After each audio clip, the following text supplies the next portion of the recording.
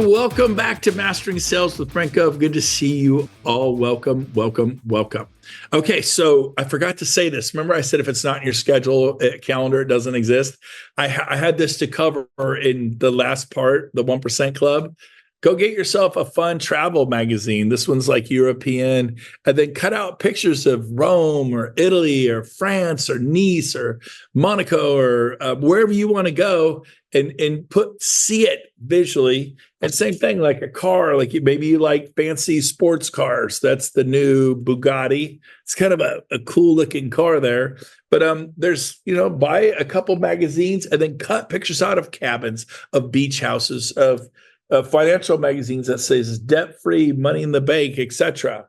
Do that. I forgot to say this. So just like if it isn't in your calendar, it's got to be in your notes. I forgot to share that at the end of the last thing. So Shay Spitz, unmute yourself. So Shay is my guest today for Mastering Sales. As you know, she sold 72 homes in the past 12 months and the worst market in 40 years. But everyone forgot to tell Shay that. And so she is ripping it up and just hitting the cover off the ball. So Shay, real quick, I'm going to ask you some questions, and she knows this. What do you do when you have someone who's, they've been shown them property, you finally show them a house that's really good, but they're just scared, they're timid, they're like, $500,000, 300,000, whatever the price is. It doesn't matter if it's 150,000. If they've never spent $150,000 for a little tiny house or a condo, it's nervous when you buy a car for 30 or 40,000. Imagine 150 or $200,000.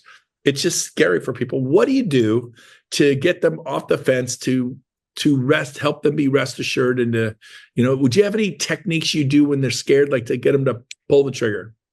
So it's kind of interesting. It sounds like a simple technique that I use. And when we start looking at homes, I start with the lower priced homes that I think that they're maybe not going to like as much. And I remind them that it takes about 8 seconds for a buyer to make a decision if it's the right home for them. So when they have that idea in their mind and they're looking at the first one, the second one, the third one, they get like to the one that you feel might be in their best, area that they would like the most for some reason, for whatever, especially the wife. And this is an emotional buy, a single family or a first time home buyer. It's more of an emotional buy versus an investment. So obviously I'm more talking about somebody who's buying emotionally. They really tend to focus on that 8 seconds, like, oh, okay, maybe this is the one. So we're not wasting a lot of time going in and out of homes. They're like, okay, it either is or it isn't. And then when they get that feeling, they're like, oh, this is it. I know that sounds crazy, but I just started working with a first time home buyer. We looked at 4 homes and in one day, and they made an offer on the last one. It just was the right one for her. Do you show, yes, you said you start with the lower priced ones first and you work your way up. Do you intentionally try to leave the best homes for to be your last homes you show? Typically, yes. Not all the time, I did depending too. on the route, but I really try to as much as I can. Yep. Because it's like a wave of momentum. They like it. Oh, this one's okay. This one's better. Oh, this is better. Oh, this. And then by the time you get to the last one or two, and they're good, and they're good. I'll even go out of my way. I don't mind driving an extra 10, 15, 20 minutes if that last home is it. It didn't make sense on the drive, but it makes sense to end with that house. So like, oh my gosh, I love this house. I want this house. Boom. So have you found them to kind of develop the same kind of momentum, Shay, like that? Yes, very much so. Very much so. And typically the last one is the one that I think is usually the higher price, or the one that I think is that they'll like the best. So in between, it might adjust a little bit or be close, but usually the last one is the best one, or the higher priced one. So they can see, hey, these are the lower priced homes. This is what you would get for that. But if we go, and it's not outside their budget, it's still within their budget. They pick the homes. So I'm still obviously respecting that. Good. Question. How many homes do you show on average? If you take a client out, do you show them on average 4, 6, 8, 10, 18? How many homes do you typically show on average when you're showing property to a buyer? So per day, like if I'm showing them per day, it's about 4 or 5. Anything beyond that, I feel like they start to forget what each property offered. But otherwise, I would say on average, it probably takes about 8 homes that we look at before they finally make an offer. Sometimes less. I've had a few that are significantly more. Do you expect to sell a home the first or second time out? No, but I guess depending on the buyer, if they're ready and pre-approved and they're ready to rock and roll, yeah, kind of.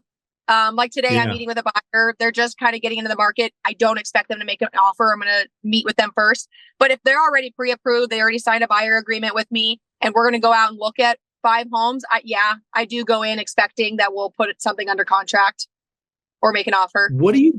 I love that. You get what you expect, you guys. I always expect them. If I'm showing property, I expect you to write an offer, baby. I'm going to show you what you want. But I agree. If they're real nervous in this, I'm going to have to take them out twice. But I fully expected to sell a home once or twice. Now, I was only selling 50 to 60 homes a year. So listen to Shay. Personally, she's done 72. So she's more qualified to speak on this than I am.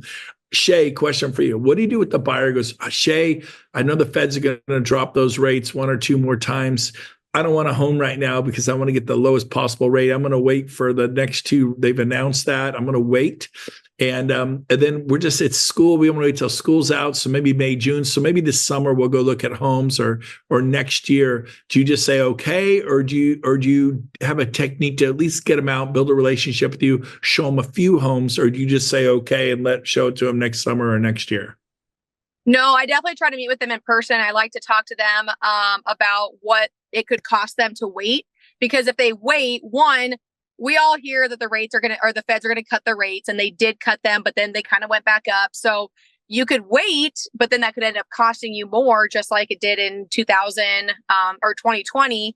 But in addition to that, I always remind people that if it makes sense financially now and the rates do come down, they cut it 2 more times, you can always refinance. You find the house, if it makes sense, you get it under contract, we get it closed, and you can always refinance if it really does come down the way they say they are. Because when the rates come down, every 1% opens up about like 5 million more buyers, not necessarily in our area, but within the nation. So obviously that's It's more all competition. Yep. It just drives the home prices back up. Yep. And you can refinance when the rates drops. Right now, there's less demand. Great time to buy. And then when everyone else drives the market up, you just refi with the lower rate and you're in there. My kids are already planning their refi. They bought a home 2 weeks ago. They're already planning the refi, and the refi drops their payment $370 a month. Just the first no cost refi, $370 a month. That's a chunk. So good. Final question, Shay. How do you get your clients? Like, you have a lot of clients, 72 sales. What's the number one source of getting clients? Repeat and referrals. I calculated it was about 65 to 70% of repeat referrals last year. I would say I do a very good job at staying in touch with my clients. I do the follow-up plan through TPMCO, where they get 4 postcards or newsletters. I also do a drip campaign after they close. They get a card at 1 month, 3 month, 6 month, and then they get a card in brownies at their 1 year. And then I'm hosting, about 4 events of some sort. I'm touching base with them on a constant, regular basis. And especially when we had a bunch of tax increases, I was sending out videos like, hey, if you feel that your tax value was way too high, get a hold of me. I'll do an evaluation to figure out if it makes sense for you to fight that tax evaluation or not. And I had a lot of clients reach back out to me. So just staying in touch with them and providing them information and knowledge and expertise without asking for anything in return. That is awesome. Noel wanted to be in touch with their clients more. Noel, make sure you reach out to Shay. Noel's my dear friend. Shay, I love you both. Yes. Noel's going to sell 30 homes and make $450,000 this year. Noel, could you imagine 72 homes? That would be over $1 million worth of income. Shay's a little nervous, jealous right now. She lives in Nebraska, is it, Shay? Yeah, my home prices are not quite where yours would be. So yeah, that's why she has to work hard. But you're amazing, Shay. We're so proud of you. What did you do to get started, though? Okay, repeat referral business, but what did you do to get up and running for clients? And that's our final question. Well, yeah, and that was actually prior to a lot of online leads, but I did a lot of door knocking. I did a lot of cold calling. For sale by owners was a big thing. I was making connections with people. We had started investing in properties prior, so I had some good contacts with contractors and stuff. So I was just meeting them with where they were at. I was meeting people at their work if they couldn't come to me. I was really just going way out of my way, stepping outside my comfort zone. So You get scrappy. Sounds like you were scrappy and you were hustling and beating the bushes with the stick, right? You're just like, Yes. You're just all over it. Yes, very much so. It was different times for sure. That is awesome. Shay Spitz, thank you. She is the niece of Mark Spitz, the famous gold medalist that you all know that won all those. I'm just kidding. She's not. I made it up. But like Spitz. Why do I know that name? And not Spitz sunflower seeds either, unfortunately. I wasn't born into that family either. That's awesome. Shay, we love you. Thank you for sharing. Hey, everybody, we will see you next week for the 1% Club and Mastering Sales. It'll be awesome. See you then. Have a great week. Go get them, everyone.